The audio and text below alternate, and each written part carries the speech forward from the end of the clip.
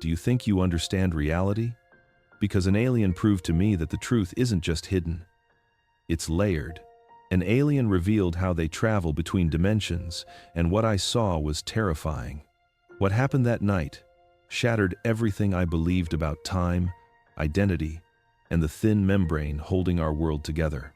And if you're still here listening, you're exactly the kind of person who needs to hear this before you accidentally open a door you can't close. Before we begin, like, share, subscribe, and tell me where you're listening from. Your engagement keeps stories like this alive. And stay until the end, because the final warning may explain nightmares you thought belonged only to you.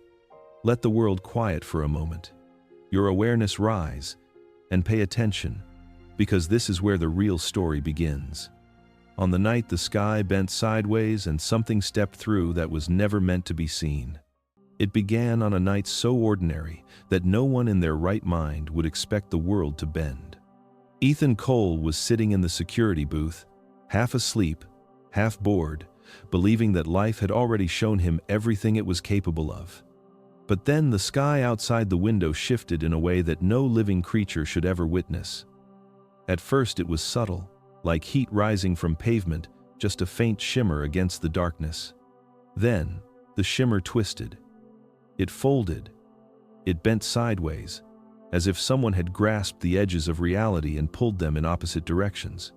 Ethan watched the light stretch into impossible angles, bending in curves no physics textbook had ever prepared him for.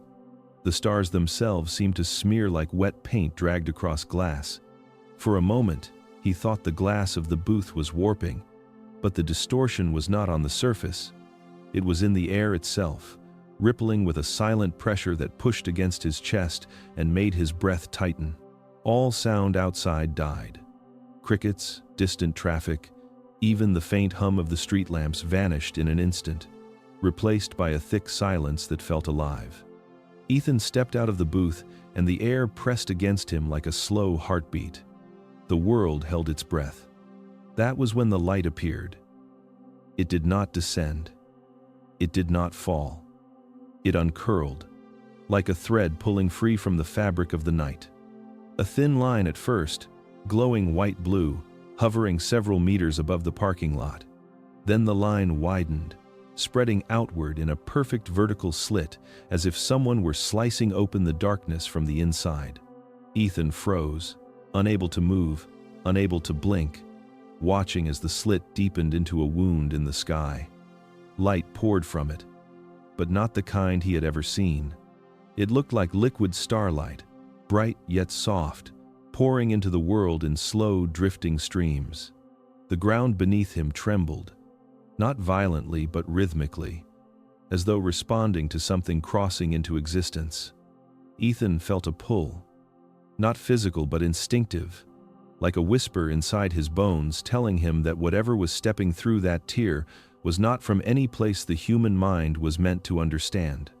And yet, it was coming. Ethan Cole had always believed that the universe was a closed system, measurable and predictable, a place where every mystery was simply an equation waiting for the right mind to solve it. He was 38 years old, a night shift security guard in a quiet facility that rarely needed guarding, a former physics student who once dreamed of publishing research but instead ended up supervising empty hallways and flickering monitors. He liked certainty. He liked rules. He liked the comfort of knowing everything followed a pattern. But beneath that carefully built logic was a secret he never admitted. Not to friends, not to coworkers, not even to the version of himself he tried to present to the mirror each morning. When he was 9 years old, something happened that refused to fit into any pattern. A moment he had spent almost 3 decades burying under textbooks, formulas, and rational explanations. A moment he had tried so hard to forget that his entire adult life had become an exercise in denying that it ever took place. He told himself it was imagination, a childhood hallucination, a trick of fear mixed with weather. Yet the memory clung to him the way cold air clings to breath in the winter. A burst of silent lightning, a soundless flash that froze everything around him, a sensation of being watched by something that did not blink and did not breathe. He refused to call it supernatural. He refused to call it anything at all. By the time he reached adulthood, Ethan had built an entire identity around disbelief. He laughed at ghost stories. He dismissed conspiracy theories. He mocked people who claimed to see things beyond the physical world. Every denial was a brick in a wall he desperately needed, a barrier between him and the 3 seconds of childhood that his mind still replayed when he dreamed. Working nights suited him. Darkness made the world quieter, simpler, easier to control. In the stillness of empty buildings, he felt safe, surrounded by cameras and fluorescent lights, and everything predictable. Nothing extraordinary ever happened on his shifts. That was the point. Ethan believed in order. Ethan believed in proof. Ethan believed the world was exactly what it appeared to be. And the universe, patient and ancient, had been waiting a very long time to show him he was wrong. It started with a flicker so small Ethan barely noticed it, a tiny stutter in the corner camera feed that he blamed on outdated wiring. The monitors in the security booth blinked once, twice, then steadied themselves as if embarrassed for misbehaving. Ethan leaned back in his chair, half amused, half annoyed, telling himself it was nothing more than failing equipment. But then, the shadows on screen shifted in ways that had nothing to do with wiring. On one monitor, a rolling cart cast a long shadow across the hallway floor. On another, a broom leaning against the wall cast no shadow at all. Ethan blinked hard, convinced it was his eyes adjusting to the fluorescent lighting. He checked again. Same hallway, same angle, same broom. No shadow. The rolling cart remained perfectly still, but its shadow now swayed gently, as though touched by a breeze that did not exist. Ethan tapped the side of the monitor. The image froze.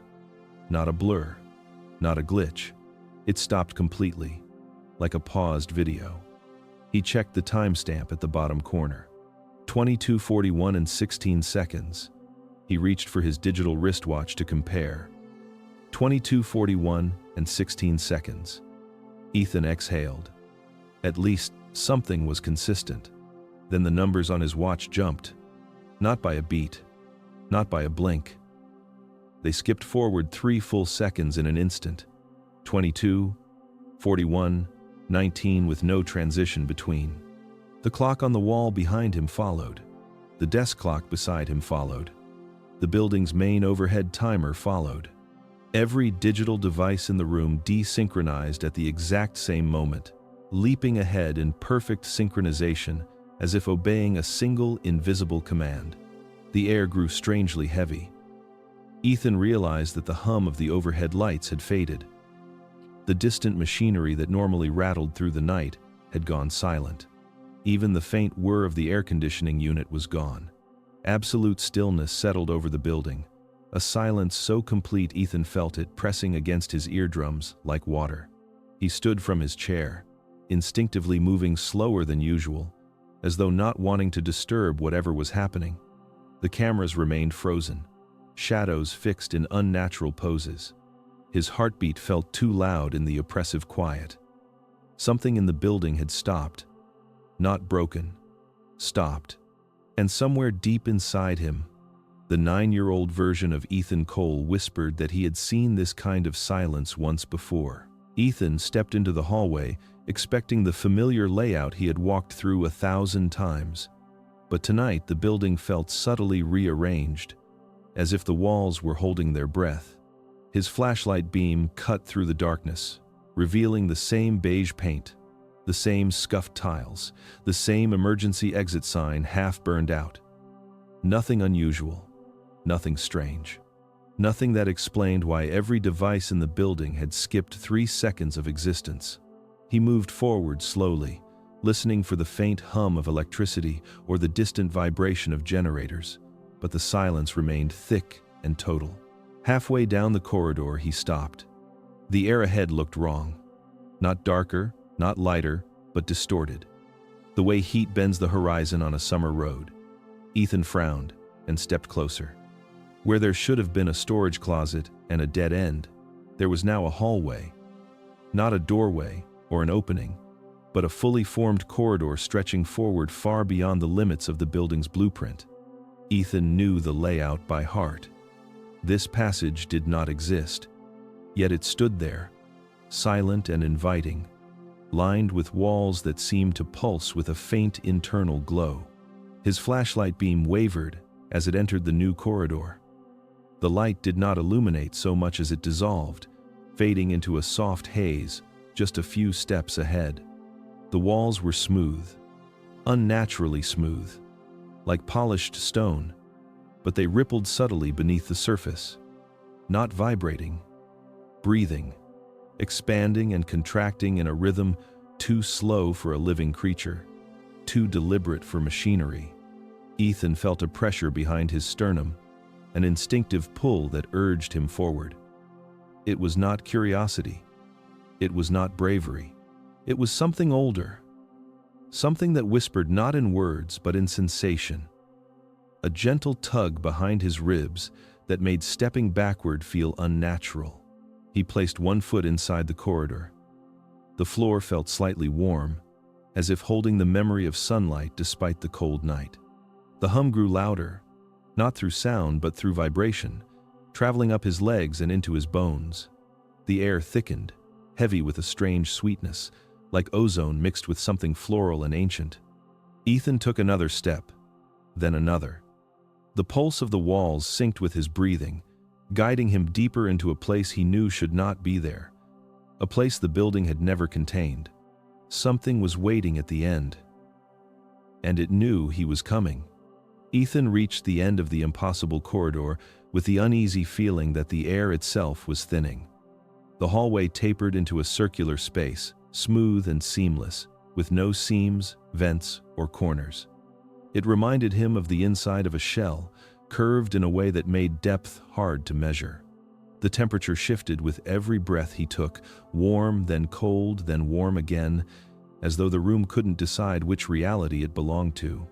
At the center of the circular chamber, the air began to wrinkle, not with movement, but with distortion, like someone was folding a sheet made of space.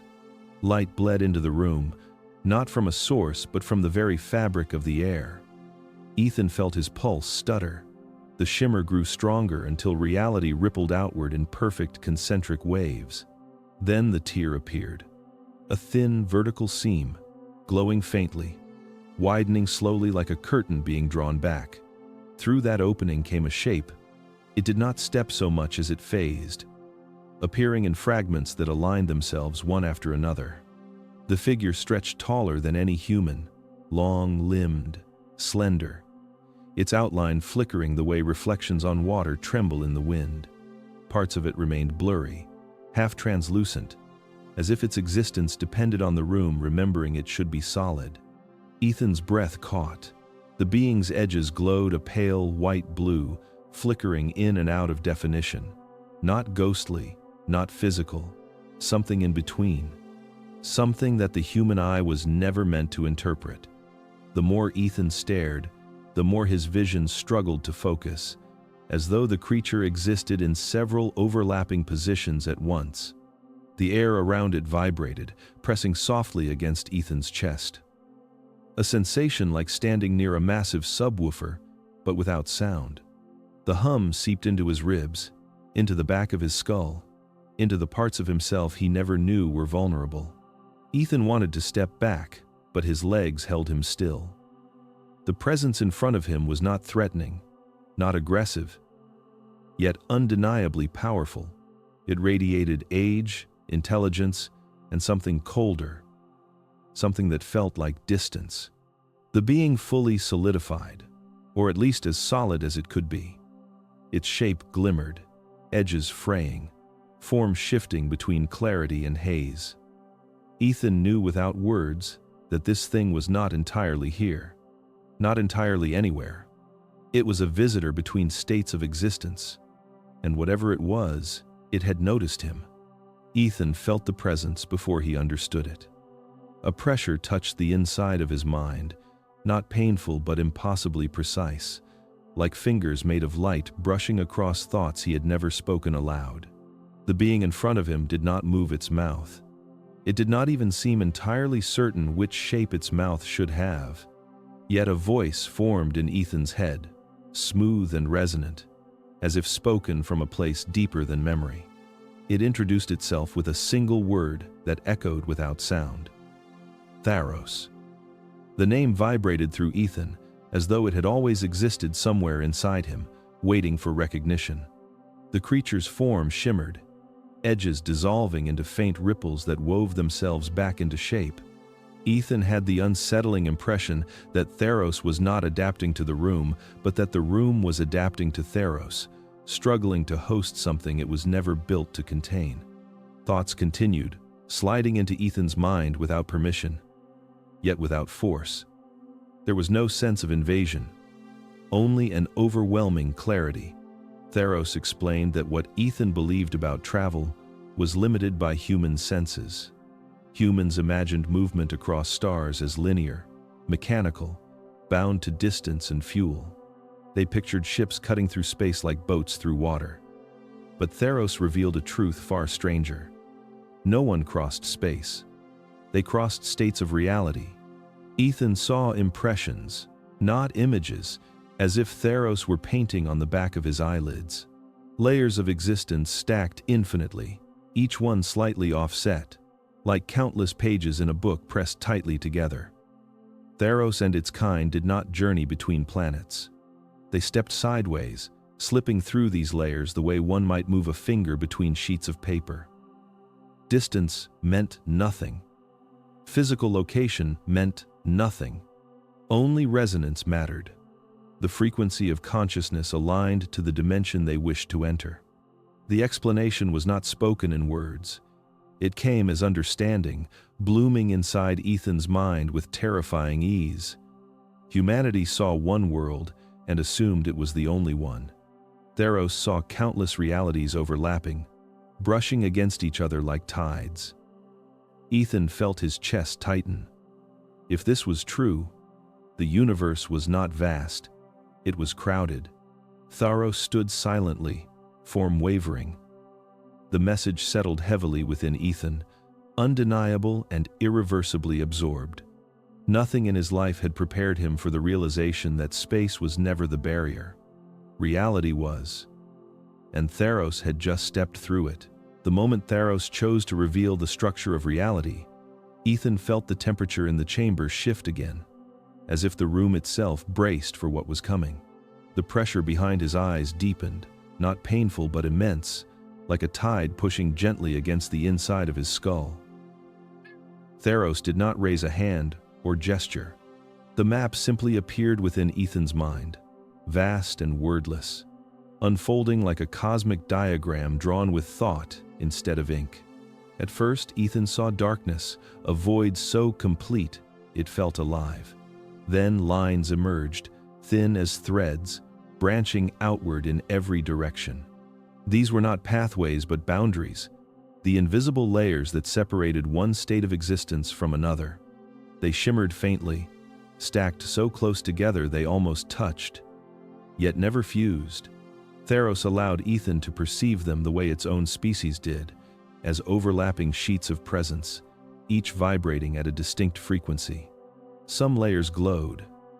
Ethan sensed warmth radiating from them, soft and harmonious, like realms shaped by order and balance. Others flickered with chaotic patterns, fragmented worlds that seemed cracked at the edges, as if the fabric of their existence had been strained past endurance. A few were dim and hollow, echoing with a feeling Ethan could only describe as absence, places where something essential had been lost long ago. Tharos guided his awareness gently. Earth appeared within the map, not as a lone sphere drifting in darkness, but as a fragile intersection point where multiple layers brushed together. Ethan felt a jolt of recognition. His world was not isolated. It was exposed, perched at the crossroads of realities far older and far more complex than human perception could ever suggest. The map expanded further. Ethan sensed civilizations traveling sideways across layers, never touching physical space at all. He sensed ancient dimensions that pulsed with unfamiliar intelligence. He sensed fractured realms where consciousness twisted in unnatural forms, and beneath it all, he sensed a quiet vulnerability around Earth, a thinness of reality that Tharos observed with somber precision. Ethan pulled in a slow breath, overwhelmed by the sheer scale of what he had been shown. Earth was not the center of anything. It was a boundary, a threshold, a place where paths converged not by intention but by the delicate accident of resonance. And in that fragile intersection, Ethan realized something had begun watching back. The map of layered worlds dissolved slowly from Ethan's mind, leaving behind a ringing silence that felt heavier than before. Tharos did not move, yet the air around it thickened, charged with a warning that pressed against Ethan's nerves. The creature allowed the quiet to stretch for a moment, as if giving him time to breathe before revealing the part of the truth that carried weight. When the pressure finally returned, it came not as images but as understanding, subtle and cold. Crossing between dimensions was not effortless. It demanded a price. Tharos let the concept settle gradually, unfolding it inside Ethan's awareness with the precision of someone revealing a wound. Ethan sensed the strain of a crossing like the bending of a fragile membrane. Every shift forced the fabric of reality to stretch, twist, and then snap back into place, leaving behind faint scars that accumulated over time. These scars were invisible to humans, but not to Tharos. They were fractures, soft points, where the boundaries between dimensions weakened. But the greater cost was not borne by the worlds. It was borne by the traveler. Ethan felt a sudden tightening in his skull as Tharos allowed him to glimpse the psychological toll. Consciousness had to adapt to each new layer, adjusting to the frequency of the dimension like a tuning fork forced to vibrate beyond its natural pitch. For Tharos and its kind, adaptation was instinctive. Their minds were shaped for it. Their bodies were merely vessels for something older, designed across generations to withstand the shifts. Humans were different.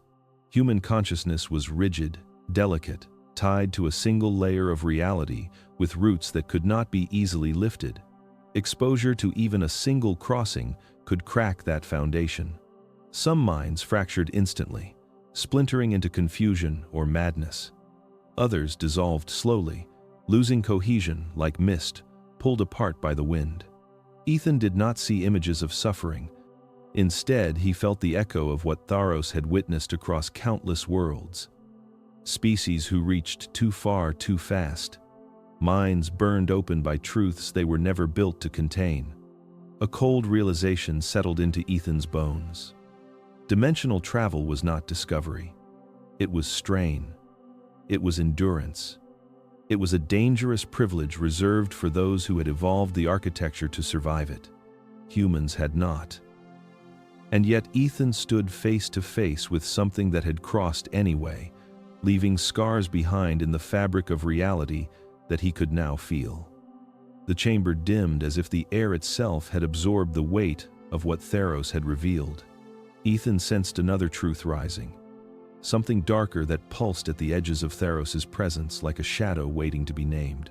The creature's form flickered more intensely, not from weakness but from hesitation, as though deciding how much a human mind could withstand before unraveling. When the next wave of understanding finally washed over Ethan, it carried a chill that settled beneath his skin and refused to leave. Every crossing left behind remnants, not debris, not particles, echoes. Tharos allowed Ethan to perceive them the way its own species did. Faint trails of consciousness, pieces of thought and memory, impressions of emotion, scraps of awareness torn loose during the shift between dimensions. These echoes clung to travelers the way dust clings to fabric, subtle at first, nearly invisible. But over time, with repeated crossings, they accumulated. In the silence of the room, Ethan felt one of these echoes brush against him, a whisper of energy lacking shape but not intention. Tharos did not shield him from the sensation. It wanted him to feel it. The echo was neither alive nor dead. It was something in between, a fragment of awareness that had lost its origin and drifted, seeking structure, seeking warmth, seeking anything familiar to anchor itself to. Tharos projected memories into Ethan's mind, not visual but emotional. He felt the lingering presence of countless echoes trailing behind travelers like pale afterimages. Sometimes harmless, dissolving slowly like fog.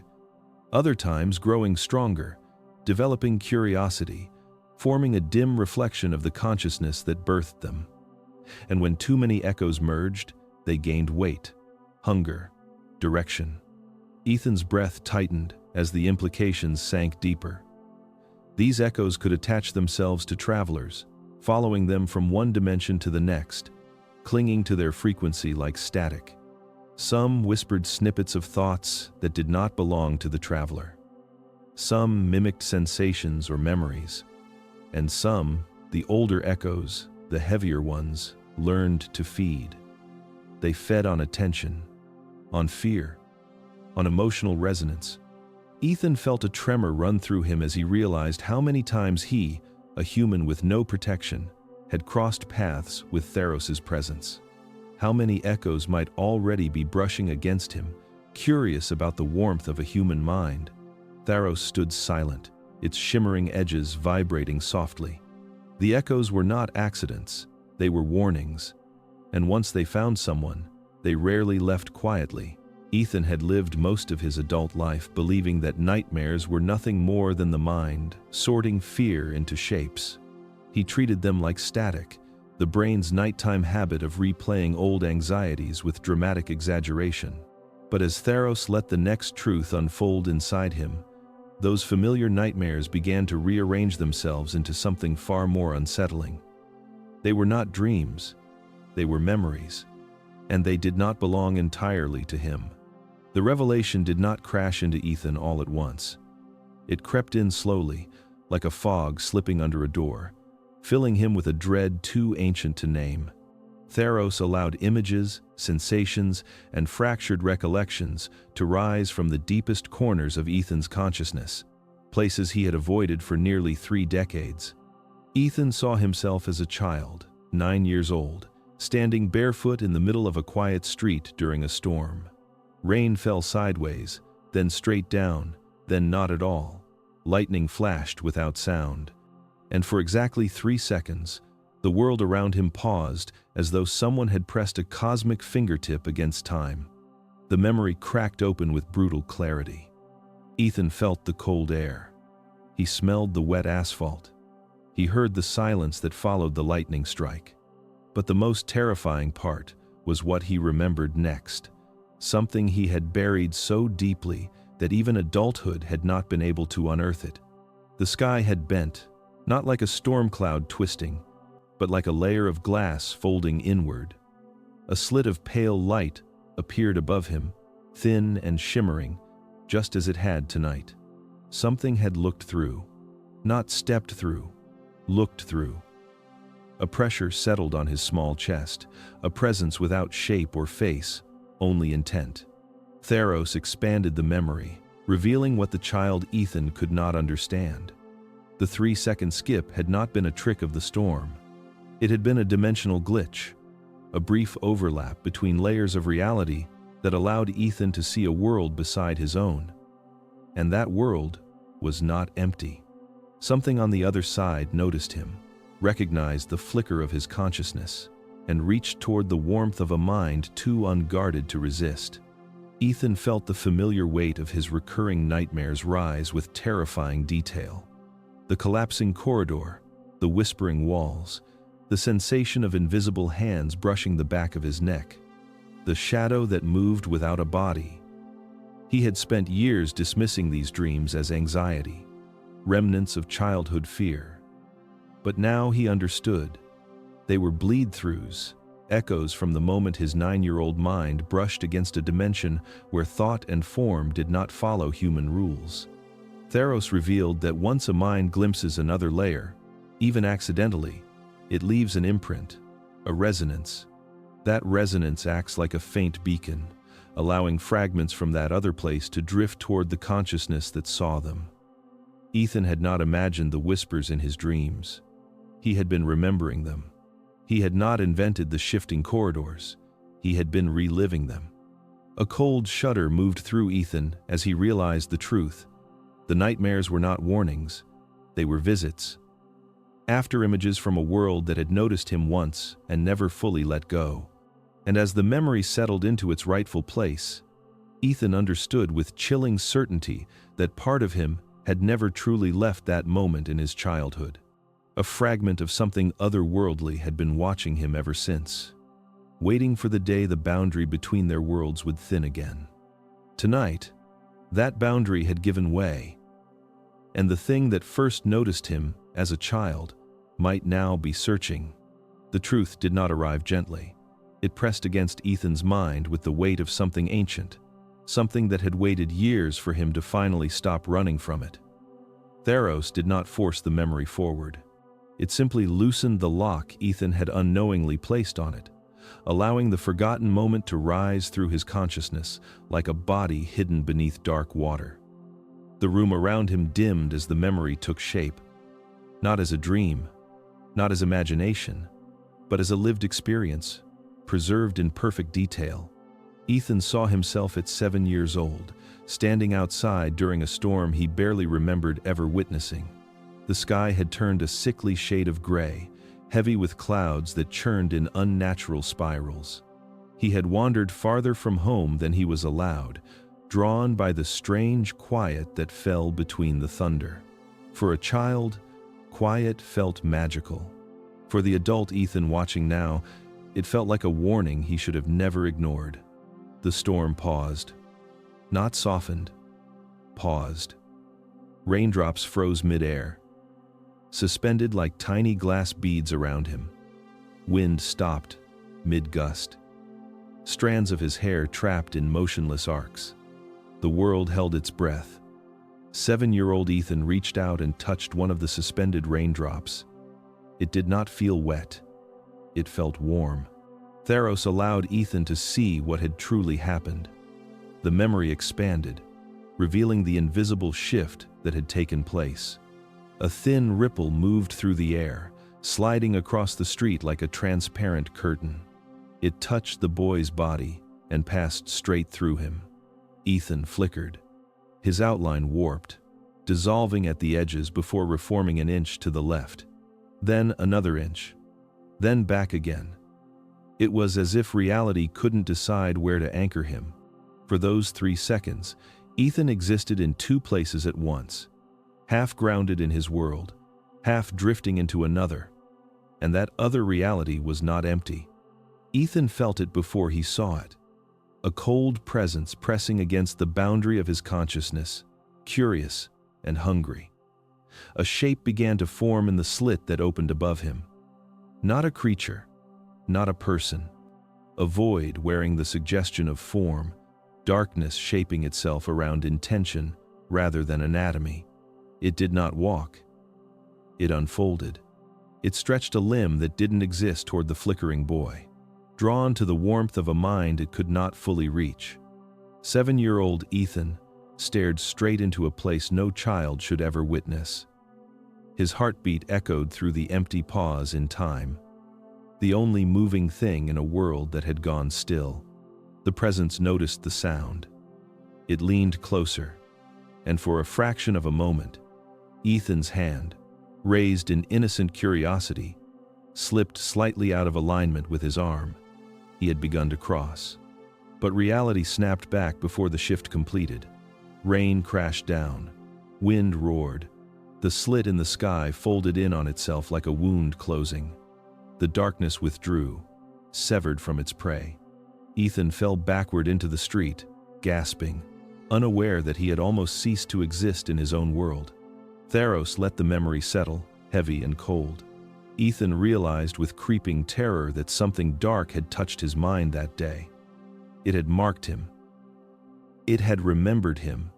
And ever since that storm, it had been waiting patiently for another chance to pull him through. The chamber around Ethan seemed to darken, the though no lights had changed. It was as if Tharos's next revelation dimmed the very air, pulling the warmth out of the room.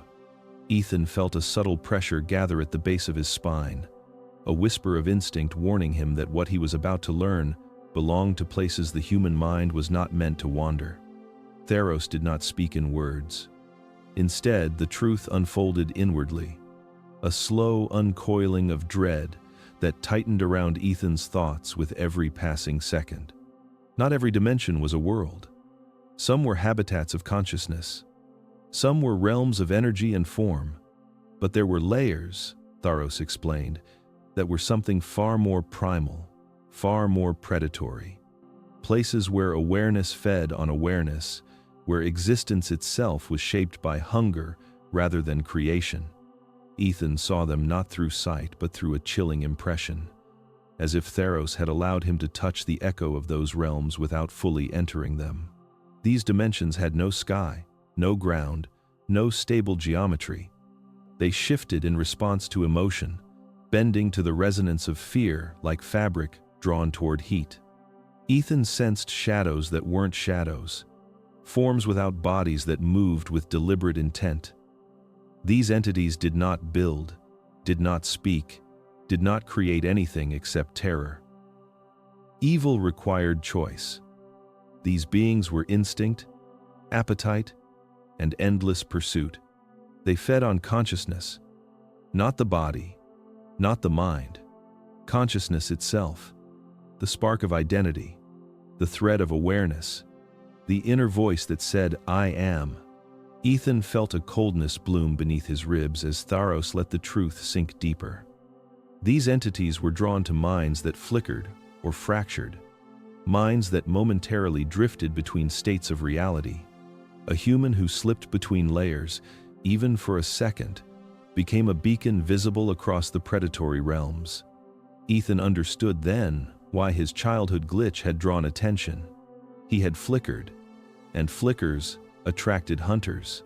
Tharos revealed glimpses of what happened in civilizations that tried to cross dimensions without preparation. People returned from crossings with empty eyes, minds hollowed out, bodies moving without purpose. Others vanished entirely, pulled through thin cracks by entities that sensed an exposed consciousness. In one ancient world Tharos's species once monitored, an entire population fell silent within a single cycle, their minds devoured by predatory dimensions they had unknowingly breached. These entities were patient. They did not tire. They pursued the warmth of consciousness across layers, slipping between cracks in reality like whispers sliding beneath a door. And they remembered what they touched. Once they sensed a mind, they could find it again if the boundaries weakened. Ethan felt a slow, sinking dread coil around him when he realized what that meant for him personally. He had been marked. Not metaphorically. Resonance left a trail. The entity that had reached for him at 7 years old had not forgotten. It had waited, lingering on the edges of the dimensional layers, unable to cross fully but always sensing, always searching. Tonight's distortion had weakened the walls. Tonight Tharos had not been the only thing drawn closer. Ethan understood with painful clarity that the presence he felt in nightmares, the weight behind the whispering walls of his childhood dreams, had not been imagination. It had been hunger, and now that the dimensional boundary had thinned again, the predator that once reached for him had likely already begun to move toward the warmth of the mind it nearly claimed decades ago. The memory of the storm lingered in Ethan's mind like smoke that refused to clear, but Tharos was not finished. The next truth came slowly, as though even the alien hesitated to let it settle completely. Ethan felt the pressure gather behind his eyes again, not painful but cold, deliberate, a presence preparing to reveal something that would not be easy to carry. Tharos did not use words. The revelation arrived through sensation, through memory, through a tightening awareness that something had been moving in the background of Ethan's life for far longer than he knew. When Ethan had flickered between realities as a child, he had been seen. Not by a traveler like Tharos, not by a curious observer, but by one of the watchers from the predator dimension. a consciousness shaped from hunger and instinct, a being that had no form humans could describe, but one that recognized warmth when it touched it. In those 3 suspended seconds, when the storm froze and Ethan hovered between layers, the entity had leaned close enough to sense him fully. It had tasted the outline of his mind the way animals taste the air before a hunt, and in that brief encounter, it had learned him. Tharos let Ethan feel what that meant. The entity had not taken a piece of him. It had taken a trace, a resonance, a signature as distinct as a scent. It was not physical. It was not emotional. It was something deeper, something tied to identity itself. Humans did not have a word for it, but Tharos's kind recognized it instantly. It was an imprint, the first thread of a tether. Ethan felt the slow chill crawl down his spine as the truth expanded. The entity had followed him ever since, not fully present, not fully awake, but lingering at the edges of his consciousness, like a shadow that never aligned with his body. It fed quietly, subtly, in ways that Ethan never noticed. Moments of sudden dread with no cause. Nights where he woke without remembering why. Days where fear settled into his chest for no reason, like a weight someone else had placed there. The entity had drifted near him for decades, drawn not to his life but to the glow of his awareness. It fed on his anxiety, his stress, his late-night panic spikes. Not enough to harm him, not enough to reveal itself, just enough to stay tethered, the way a leech clings to skin without breaking the surface. Tharos showed Ethan fragments of moments he had forgotten. The time he froze on the sidewalk at 15 years old, for no reason at all. The night he jolted awake at 24, convinced someone had whispered behind his ear. The unexplained dread he felt before turning corners in empty hallways. The entity had been nudging him, testing him, feeding lightly whenever his fear flared enough to draw a taste. Ethan swallowed hard as the final realization settled. It had never stopped watching him, not once. And now, with the dimensional boundaries thinned by Tharos's arrival, the tether had grown stronger. The entity that learned him as a child was no longer feeding from a distance. It was searching with purpose. Tharos stood silent, its edges flickering softly. Ethan felt the weight of the truth press against his ribs like an invisible hand. The shadow had learned his name long before he ever learned its existence. And now, it wanted to finish what began in the storm. The air around Ethan thickened again, not with heat or cold, but with a kind of awareness, as if the room itself understood what came next and recoiled from it. Tharos did not speak. The truth flowed through Ethan's mind like a slow, steady current, carrying a warning older than any language. Human consciousness, Tharos revealed, was not a fortress. It was a window. And windows, no matter how clean or well built, were made to be looked through. Ethan felt the concept unfold inside him with quiet dread. Humans believed their minds were stable structures, protected by biology and logic. But the mind was not a wall shielding the self from the world. It was a membrane, thin and permeable, designed to interpret one layer of existence and one layer only. Everything in the human brain was constructed around this limitation. Their senses filtered reality into something manageable. Their thoughts held their identity in place. Their emotions anchored them to a single waking world. But when a human looked beyond their designated layer, even briefly, that membrane strained. It stretched. It cracked. It let in impressions, whispers, pieces of things the mind had no framework to contain. Ethan felt a pulse of cold recognition. This was why people reported seeing shapes in the corner of their vision after moments of trauma. Why near-death experiences produced visions that felt too real. Why children sometimes spoke of places that adults insisted could not exist. Their minds had brushed against another layer. And something from that layer had brushed back. Tharos allowed Ethan to sense the fragility of that boundary. The human mind was like a glass sphere suspended in water.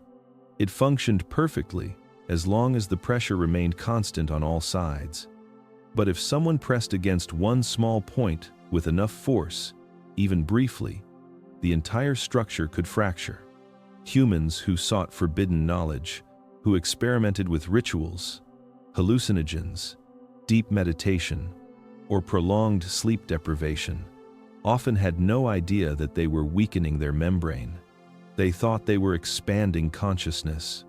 In truth, they were thinning the veil between themselves and realms that did not welcome observation. Ethan felt a shiver move through him as Tharos showed glimpses of minds that had stared too long.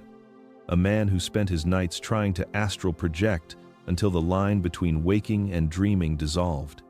A woman who fasted and deprived herself of sleep until she began seeing faces and reflections that were not her own. Children who played with imaginary friends that behaved too independently to be imagined. Once the veil cracked, even a little, things could slip through. Nothing dramatic, nothing cinematic, just impressions, echoes, presences that waited for moments of fear, or grief, or exhaustion to nudge the crack wider. And when the mind broke enough, the shape that entered was not always the shape that left. Tharos directed Ethan's attention inward. His nightmares, his sudden chills, his unexplained dread, signs that something had been pressing against his membrane for years. Looking through the window of his consciousness like a curious watcher waiting to be invited inside. Humans should not look behind the curtain, Tharos explained.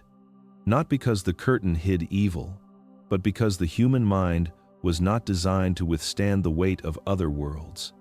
Curiosity without preparation was not bravery. It was exposure. And Ethan, without knowing it, had been exposed since he was 7 years old. The next revelation did not come as a memory or a warning, but as a lifting sensation, as if Ethan's awareness were being pulled upward through layers of silence. Tharos guided him without touch, without force, allowing his consciousness to rise until the room around him felt distant, like the echo of a place he no longer belonged to. For a moment, Ethan wondered if he had left his body behind, but then the world shifted, and he saw something no human eyes were ever meant to witness. Earth appeared beneath him, not as a spinning globe or a blue marble suspended in darkness, but as a layered sphere of frequencies, each shimmering at a slightly different resonance. The physical world was only the outer shell, a thin skin wrapped around countless subtle layers, stacked close together like the petals of a tightly furled flower. Reality was not a surface, it was an arrangement, and floating just beyond those layers, hidden between the frequencies where human senses could never reach, was something Ethan could only describe as a station. It was not built of metal or stone. It was formed from a geometry that shimmered and rearranged itself with every passing second. Structures unfolded and folded again like origami made from starlight. Corridors stretched in impossible directions only to collapse and reappear somewhere else. It looked alive, yet not biological, aware yet not conscious in any way humans understood. The station existed in a state between form and fluidity, anchored not by gravity but by the balance between dimensions. Tharos allowed Ethan to perceive its purpose. It was a checkpoint, a place where travelers slipped in and out of Earth's layer, phasing between dimensions without ever entering physical space. A node on the invisible network Ethan had glimpsed earlier, where different species paused to adjust resonance, stabilize their consciousness, or hide from predatory realms that hunted the weak and unprepared. Ethan sensed movement within the station. Not footsteps, not bodies, presences, some bright and harmonious, flickering with colors Ethan's mind strained to interpret. Others dim and distorted, their forms wrapped in layers of static, as if crossing had damaged them. He felt the hum of millions of transitions, each one a tiny ripple across the boundary of dimensions. Earth was not isolated. It was watched, monitored, and occasionally approached by travelers who never intended to be seen. Tharos revealed that humans glimpsed this station only in rare moments during near-death experiences, fever dreams, deep meditation, or the seconds before consciousness slipped into sleep. Most dismissed these glimpses as hallucinations, flashes of imagination, or spiritual visions. But those visions came from real moments when the human mind drifted close enough to sense the station's resonance. Ethan felt an uncomfortable weight settle in his chest. The world he lived in was not separate from the vast network of realities. It was simply one stop along a route used by beings far older, far more advanced, and far more aware of the fragile nature of existence. Earth floated in a cosmic traffic stream, unnoticed only because humans lacked the senses to perceive the flow. And as Ethan observed the station shifting and breathing just beyond his world, he realized something far more unsettling. Tharos did not show it to impress him. Tharos showed it because tonight's glitch had already drawn the attention of others. Some travelers would come curious, some cautious, and some, like the predator that had tasted Ethan's mind decades ago, might already be looking for an opening. Ethan drifted back into the chamber without feeling his body return, as if the part of him that once belonged entirely to the physical world was now paused between breaths. Tharos's presence pulsed with a faint tension Ethan had not sensed before. A vibration beneath the calm that hinted at something gone wrong long before their encounter began. The next truth did not arrive gently. It hit Ethan with the weight of something structural, something catastrophic, something that no civilization, no matter how advanced, ever wanted to face. Transit routes were not roads or tunnels. They were alignments. Corridors of resonance that stretched between stable layers of reality, maintained through delicate, ancient networks designed to keep travelers safe. These routes ensured that crossings were clean, precise, and controlled. Without them, travelers risked emerging in fractured dimensions, predatory realms, or voids where consciousness unraveled beyond repair. Tonight, one of these routes collapsed. Ethan felt the explanation bloom inside him, cold and metallic. Tharos had not intended to enter Earth's lair. Its destination lay far beyond, in a dimension where its species studied the aftermath of old disasters. But when the route buckled, it pushed Tharos sideways, slamming it into the nearest stable layer that could sustain consciousness. That layer was Earth's. Ethan saw the collapse not as an explosion, but as a rupture. A tear in the network that sent shockwaves through multiple dimensions. The rupture spread outward like cracks in glass, thin and branching, destabilizing everything in its path. Travelers caught within those cracks were either forced out prematurely or lost to the void. Some never re-emerged. Tharos projected the moment of impact. Ethan felt the jolt, the violent compression as Tharos's consciousness was squeezed through layers that resisted, then yielded, then snapped apart. For a brief moment, Tharos existed in overlapping dimensions, fragmented like reflections caught in shattered mirrors. When it finally stabilized, it materialized in the corridor. Ethan found a corridor the building never contained, but that reality momentarily created to host Tharos's arrival. But the collapse had consequences far beyond a single accidental landing. The cracks created by the rupture weakened the barrier between Earth's layer and the predatory realms Ethan had glimpsed. Normally, those entities could only sense human minds faintly through resonance. But weakened boundaries gave them access points, openings, places where hunger could slip through. Ethan felt a sickening drop in his stomach as Tharos allowed him to sense the shift. The predator that had learned his resonance as a child would feel the thinning of the barrier like heat rising from a wound. It would not simply watch anymore. It would move. The collapse also meant that other travelers curious, lost, or damaged might drift toward Earth unintentionally, following the resonance of the rupture the way insects follow a light beam in darkness. Some would be harmless, others would not. Ethan understood then why Tharos's form flickered more wildly. why its presence carried urgency beneath the calm. The rupture was not an isolated malfunction. It was part of a larger instability spreading across the network of dimensions.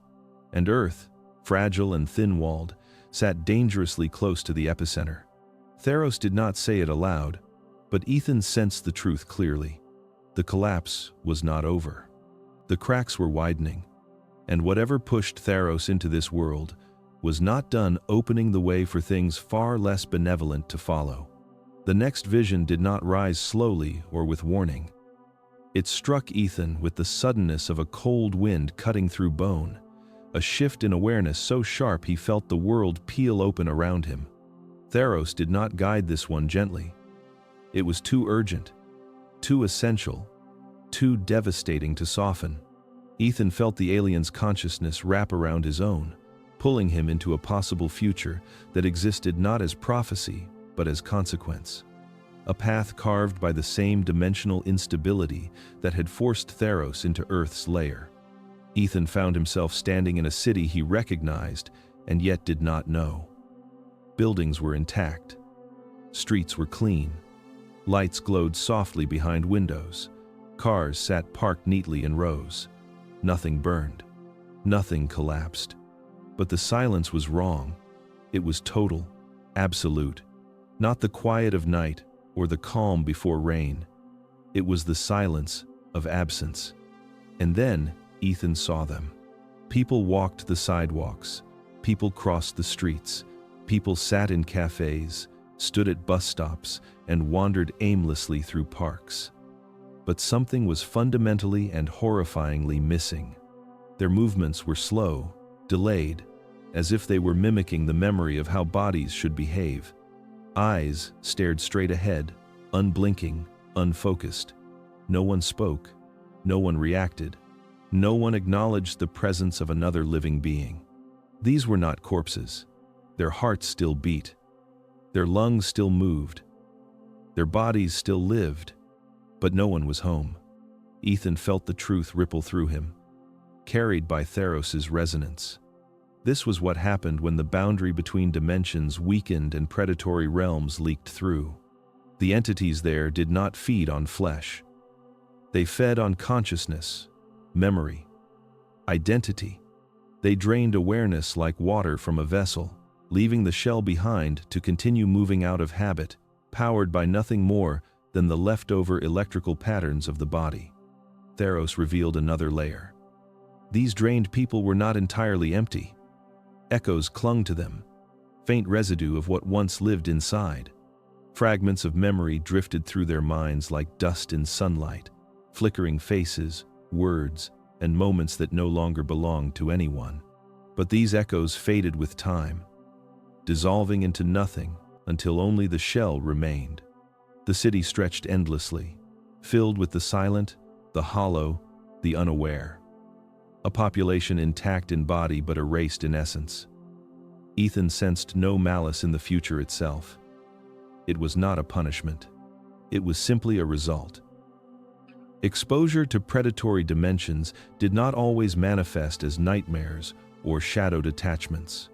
Sometimes it arrived like a quiet wave, sweeping through minds unprepared for the weight of awareness they were never meant to carry. Ethan felt Tharos's presence dim, not from weakness but from sorrow. His species had seen this before. Worlds where consciousness was harvested for sustenance, where entire civilizations became walking echoes, civilizations that died without falling, societies that ended without ever collapsing, futures that left behind cities just like this one. The vision expanded, showing Ethan the origins of this devastation. It always began with a collapse, a tear, a thinning of the veil. One rupture in the network, one moment of instability, one breach that went unnoticed until it was far too late. A single point of failure could doom millions. Ethan felt something twist inside him as he watched a child wandering alone, small hands brushing against a wall, eyes vacant, body moving out of memory rather than understanding. A hollow future born from the same forces that had brushed against Ethan as a child, the same predator that had learned his resonance. The city faded slowly, dissolving into a haze, leaving Ethan suspended in the vast dark between visions. The silence followed him, clinging to his senses long after the images vanished. Tharos's voice finally reached him, quiet and unbearably heavy. "This is what happens when the wrong dimension bleeds into yours. Not war, not fire, not destruction. Absence. A world full of people, with no one left inside them." The weight of the silent city lingered in Ethan's chest long after the vision dissolved, but Tharos did not allow him time to recover. The next truth rose with a gravity unlike anything before it, a heaviness shaped not by danger, but by regret so profound it clung to the edges of Tharos's presence like an old scar that never fully healed. Ethan felt the shift before he understood it. Tharos was preparing to reveal something his species rarely shared. A wound etched into the memory of an entire civilization. Ethan sensed the distant past open like a door. There had been a time, Tharos revealed, when his species believed they could guide others. Not rule, not control, guide. They were wanderers between layers, observers by nature, archivists of lost dimensions and broken worlds. For countless cycles they watched species rise and fall within their isolated layers, each one blind to the vastness beside them. It was not arrogance that pushed Tharos's kind to intervene. It was compassion and curiosity, and the naive hope that knowledge could elevate others without cost. They found a world that reminded them of early humanity, bright and eager, full of minds that burned with possibility. The people there possessed a flexible consciousness, more adaptable than humans, more instinctive, capable of perceiving subtle shifts in resonance without understanding what they meant. Tharos's species believed that with guidance, this civilization might learn to navigate layers of reality safely, avoiding the dangers that haunted the dimensional network. They began slowly, teaching concepts of frequency alignment, encouraging practices to strengthen consciousness, opening narrow, controlled corridors between stable layers. The first crossings were successful. The civilization flourished. Their minds expanded. Their understanding deepened. They reached a level of awareness that took Tharos's species millennia to achieve. But the human word for what happened next was hubris. The civilization wanted more. They sought to cross without guidance, to open routes to dimensions they were not ready to encounter. Tharos's kind warned them, pleaded with them, tried to limit access, but curiosity proved stronger than caution.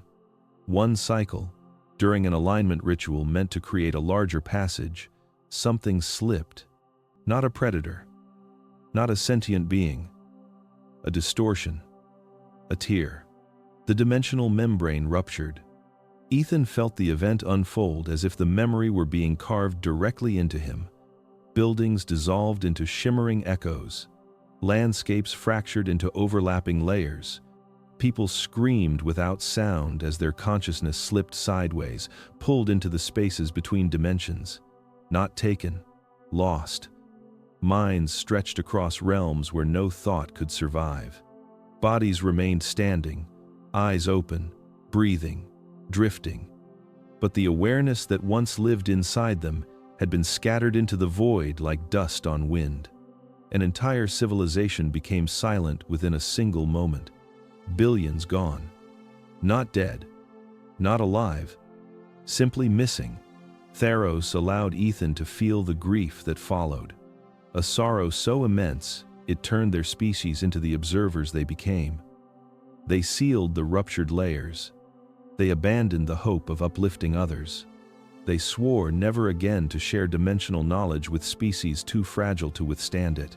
Ethan sensed the deeper truth beneath the story. Tharos's arrival was not only accidental, it was feared. Because his species knew exactly how catastrophic even a small interference could become, they had lived it. The regret was not ancient. It was alive.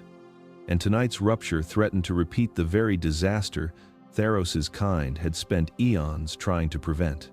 The room around Ethan dimmed again, as if the air itself braced for what Tharos was about to reveal. The alien's presence shifted, no longer purely instructive, no longer detached. There was weight now, hesitation. A pause so long Ethan felt the silence stretch across dimensions. Tharos had shown him futures, where cities stood, filled with hollow bodies. He had shown him the ruins of a civilization that vanished between layers of existence. But the next truth was different, personal, dangerous. And for the first time, Ethan sensed fear not from himself, but radiating faintly from Tharos. Every dimensional traveler chose their moments carefully. Every crossing required precision, resonance, and a mind strong enough to withstand the strain. Humans, by nature, were not built for it. Their consciousness was shaped for one reality, one layer, one world. To cross deliberately was to walk into forces that did not care whether the traveler survived intact. Tharos projected images of beings who returned, fractured, minds split, identities distorted. Awareness stretched thin across multiple layers at once, like reflections that never realigned. Some never fully returned. Some returned as something less, some as something more, and some wandered permanently in states between waking and dreams. The choice Tharos offered was not symbolic, it was a deal carved from necessity. Earth's dimensional membrane was weakening. The predator tethered to Ethan was stirring. The collapse that forced Tharos into this layer was still widening. Knowledge alone would not protect Ethan from what hunted him. To defend himself, to understand the threat, to grasp how reality bent and tore, he needed to witness a crossing. Not through Tharos's memory, not through visions, directly, a controlled shift. One crossing, a glimpse into the layers beyond the physical, but the price was immense. Tharos did not soften the warning. The mind was shaped by boundaries. Remove or stretch them too far, and identity warped. Ethan felt the echoes of countless travelers who attempted crossings unprepared. Thoughts looped into themselves, memories rearranged, internal voices that no longer matched the ones they were born with. Some travelers aged decades in seconds. Others lost all sense of linear time. A few forgot their bodies altogether.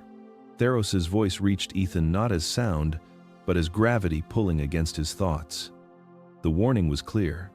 Once Ethan crossed, even under guidance, even for a brief moment, he would never again be the same man. Perception would widen, but stability might crack. Awareness would deepen, but vulnerability would follow. Dimensions change those who touch them. And yet, Tharos still offered the choice, because ignorance was no longer protection. The predator stalking Ethan existed outside the rules of physical space. It slipped between layers easily, hunting resonance rather than flesh. Without understanding dimensional alignment, Ethan could not defend himself. Without seeing what chased him, he could not outrun it. Ethan felt the weight settle in his chest. Safety lay in the choice to refuse, but safety was temporary. The storm at the edges of reality was growing. Cracks widened. Echoes stirred. Shadows listened. Tharos waited, silent and steady, letting the choice form in Ethan's mind. Witness the truth and risk never fully returning. Or turn away, remain intact, but blind to the forces closing in. Ethan realized something terrifying. There was no safe choice. Only the one that decided the shape of who he would become. The moment Ethan accepted, reality around him loosened like a held breath finally released. Tharos did not move. The room did not shift, yet everything changed.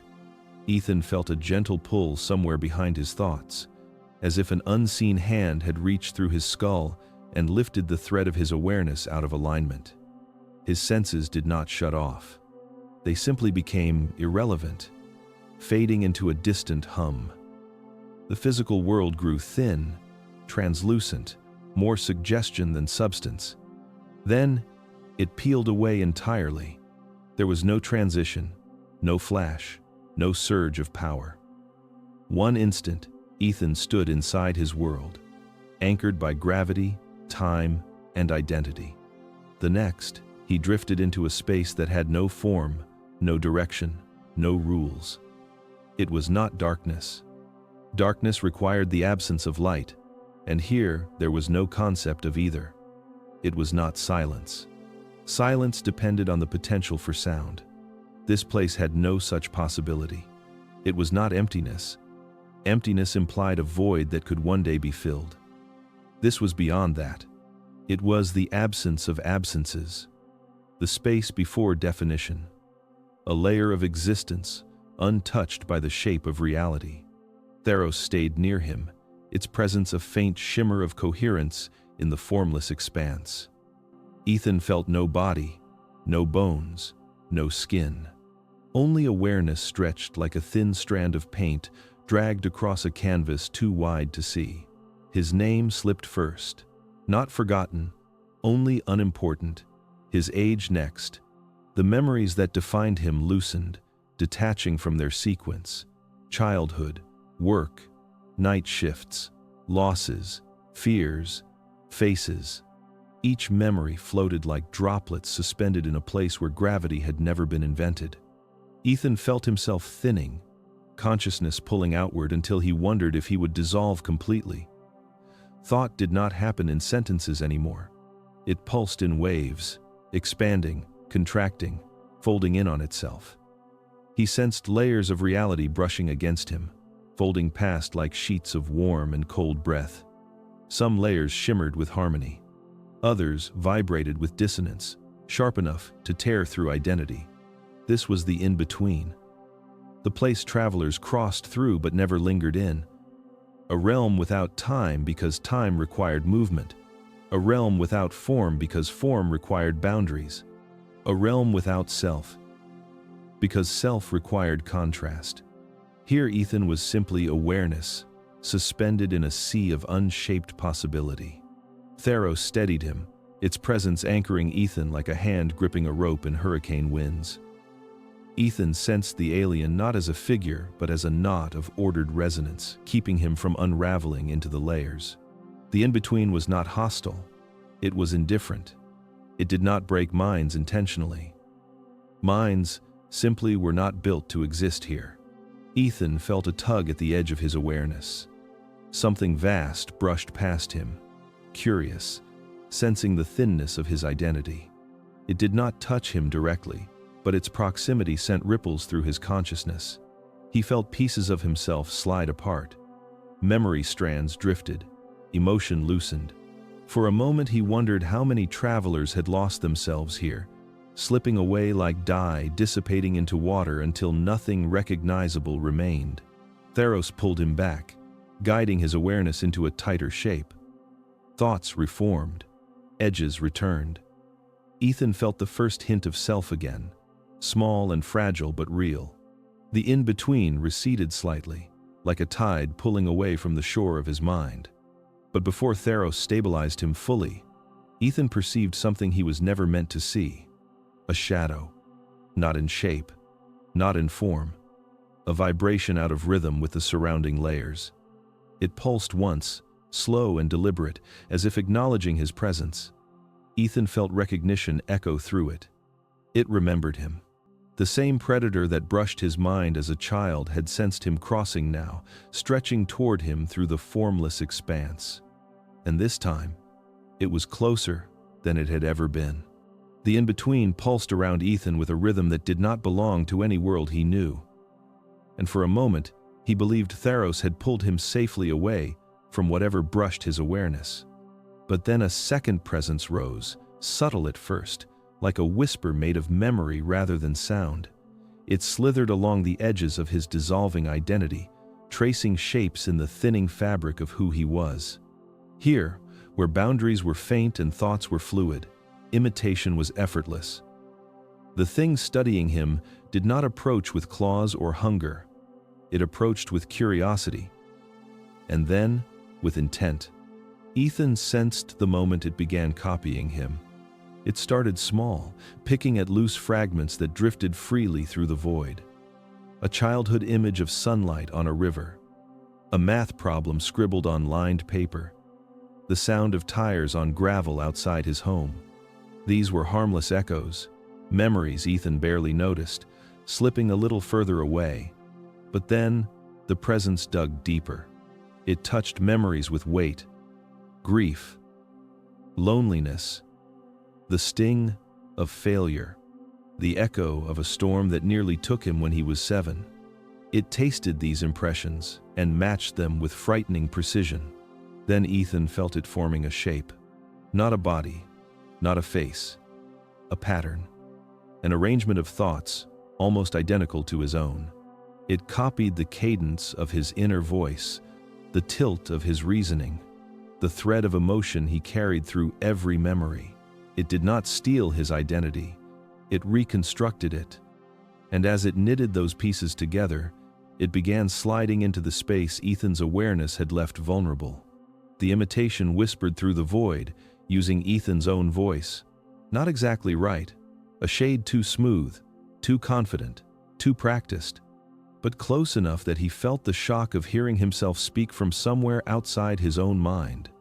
It said his name, not as he would think it, as he would deny it, as if the very sound of it belonged more to the thing forming itself than to him. Ethan felt the pressure intensify. The imitation tried to overwrite him, not by force, but by proximity. Here, identities were porous, thoughts bled, memories blended. If it slid fully into his resonance, Ethan would lose the sense of which awareness belonged to him and which belonged to the thing. The creature had learned this trick long before it met him. It did not know how to inhabit a body, but it knew how to wear a mind like a coat. Tharos pushed back, his presence sharpening into a barrier of coherence. But the predator was clever. It folded itself into Ethan's emotional patterns, hiding behind familiar echoes. When Tharos attempted to pull Ethan tighter into his identity, the creature pulled with equal force, mimicking the gesture. For an instant, Ethan couldn't tell who was guiding him, Tharos or the imitation. Then the thing made a mistake. It imitated Ethan too perfectly, too polished, too complete. Ethan felt it think a memory he had never chosen to revisit, a moment so private and painful he had locked it away. The imitation used it as easy material, revealing its lack of understanding. It wore him like a costume, but it did not feel the memory. It did not break under its weight, and that difference saved him. Ethan clung to the rawness of that memory, the crack in his identity that proved he was still himself. It hurt, but the hurt grounded him. It gave Tharos the opening he needed. The alien pulled him sharply out of alignment with the imitation, snapping the connection before the creature could stabilize inside him. The imitation did not scream. It simply thinned, dissolving back into the void with a soft pulse of disappointment. But Ethan felt the warning settle deep in his mind. It had not tried to kill him. It had tried to become him. And now, it knew exactly how. Ethan felt the moment the imitation dissolved, but the void did not release him. Something lingered, something thin and persistent, like a hook embedded in the edges of his awareness. Before he could gather the fragments of himself, the in-between surged, folding around him with a sudden violence that cracked the fragile stability Tharos had built. The alien reacted instantly, its presence tightening around Ethan like a protective coil of resonance. But the predator had tasted too much of Ethan's identity to let him go easily. Tharos pulled. The void pulled back. Ethan felt himself stretch again. But this time, the sensation was jagged, painful, like fabric tearing unevenly. Tharos ripped his consciousness away from the place where the imitation clung, but the creature did not retreat. It followed. It latched onto the frayed residue of Ethan's identity with desperate hunger, refusing to lose the shape it had worked so hard to construct. Ethan felt every moment of the struggle. His thoughts stuttered. His emotions flickered. Memories warped at the edges. For a terrifying heartbeat, he could not tell which direction led to himself and which led to the creature. Tharos pulled harder. The in-between cracked, and then Ethan fell. There was no descent, no motion, no return. He simply slammed into himself, collapsing into the density of the physical world like a drowning man dragged onto shore. Air rushed into lungs he had forgotten he possessed. His heart convulsed. Reality reformed around him with harsh, blinding clarity. His body felt impossibly heavy, too defined, too limited, too small for what his awareness had become. Every nerve burned, every breath scraped. He collapsed to the floor, trembling violently, as if freezing, gasping, sobbing, without sound. His hands clawed at his face, not from pain, but from the overwhelming terror that part of him was still missing. It was not an emotion. It was a sensation, a physical absence, as though a thread that once ran through the center of him had been yanked out and left dangling in the void. He could still feel the pull. It had not stopped tugging. Softly, persistently, patiently, Tharos knelt beside him. Though kneeling was only the human interpretation of the alien's lowered resonance. Ethan felt a stabilizing frequency wash over him, but it could not erase the damage. It could not mend the place where the imitation had anchored itself. A mark remained on Ethan's consciousness, deep, invisible, permanent. Not a wound, a tag, a tether. Tharos tried to explain without speaking, radiating meaning rather than words. Ethan had been touched too deeply. The creature had slid its presence into the thin space between Ethan's thoughts before Tharos could pull him free. It had not merged. It had not succeeded in replacing him. But it had left something behind. A connection. A memory of resonance. A psychic fingerprint that allowed it to find him again wherever he went, in whatever layer he occupied. Ethan curled inward, shaking uncontrollably. He felt its attention even now, faint and distant, like an eye watching from behind a curtain that never quite closed.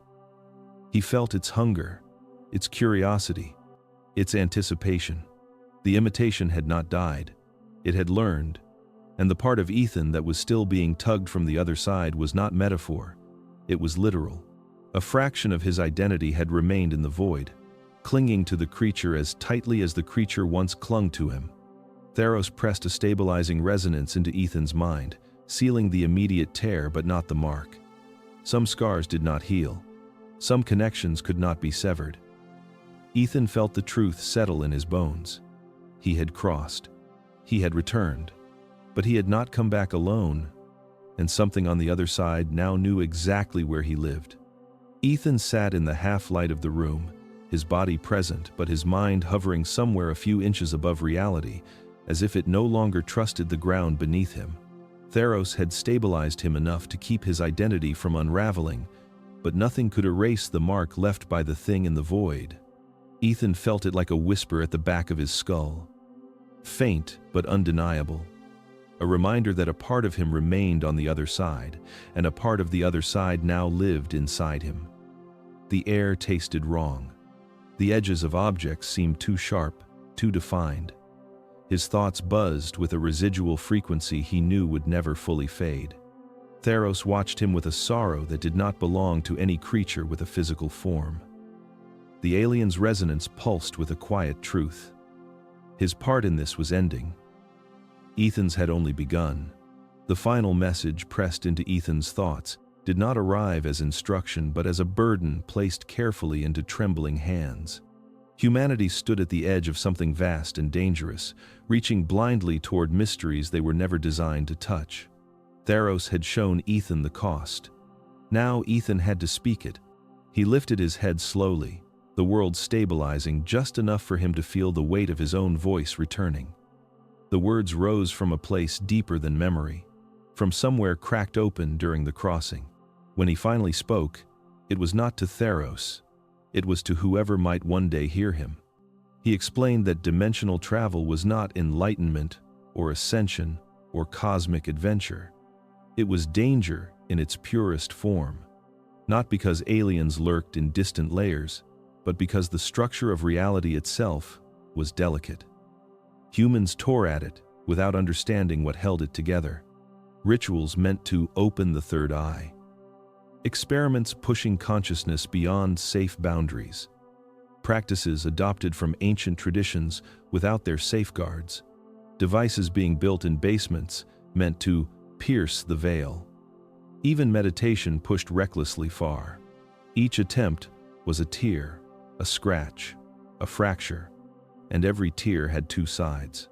Ethan felt the mark pulse softly, as if acknowledging his words. He warned that the moment humans opened a door, something on the other side felt the draft. Curiosity bridged the gap. Hunger followed. The universe was not empty. It was layered, populated, structured. The in-between was not heaven. It was not a spiritual retreat. It was not a place to seek visions. It was a feeding ground. He told them that some entities did not travel by moving through space. They traveled by wearing minds, by mimicking resonance, by slipping into identity like sliding into someone else's skin. Those beings did not need bodies. They only needed openings.